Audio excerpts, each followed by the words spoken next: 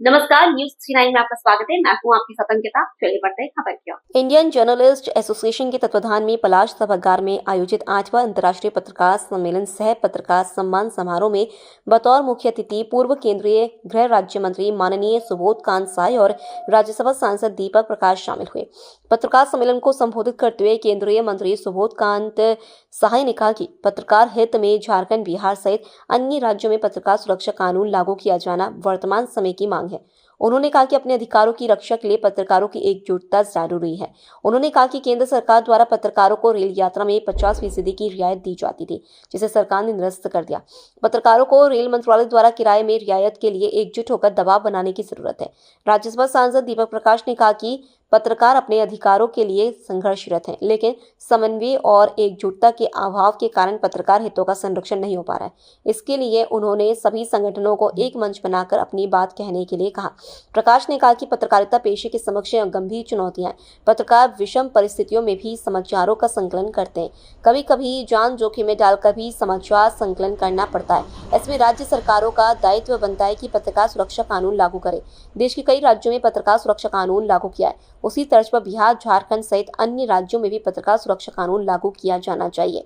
इस अवसर पर इंडियन जर्नलिस्ट एसोसिएशन के राष्ट्रीय अध्यक्ष सिराज अहमद कुरैशी ने कहा, आरएनआई द्वारा नियमित अखबार अपलोड करने की प्रक्रिया में सरलीकरण होना चाहिए। डीएवीपी द्वारा ब्लैक एंड व्हाइट पेपर को डिस्प्ले विज्ञापन मिलना चाहिए, क्योंकि कोई भी ऐसी पॉलिसी नहीं है जो यह तय करे कि अगर समाचार पत्र ब्लैक एंड व्हाइट है तो विज्ञापन नहीं मिल सकता।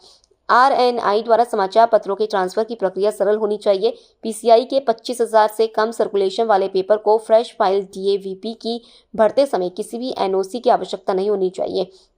जीएसटी स्लैब से न्यूज़पेपर बाहर होना चाहिए। एसोसिएशन के झारखंड प्रदेश अध्यक्ष देवानंद सिन्हा और राष्ट्रीय सचिव महिला विंग मधु सिन्हा ने पत्रकार एकता बल पर जोर दिया। जबलपुर से वाजिद खान की रिपोर्ट।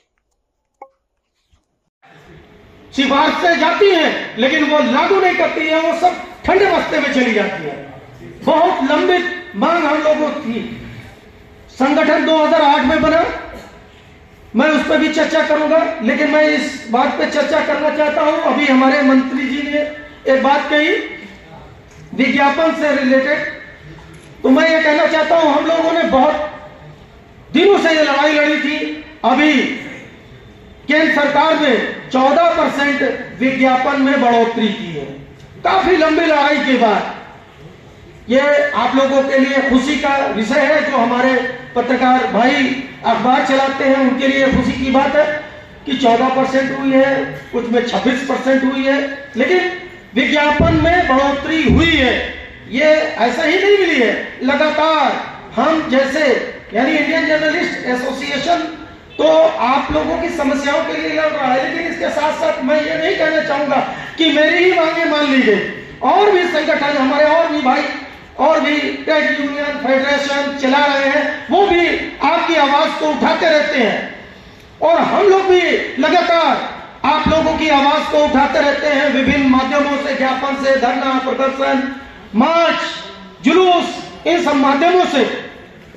तो वो मांग हमारी पूरी हुई और हम लोग बिहार में भी हम लोगों ने इस चीज पे संघर्ष किया था। पत्रकार पेंशन योजना और उनकी बीमा योजना के लिए, जिसमें इसके पहले।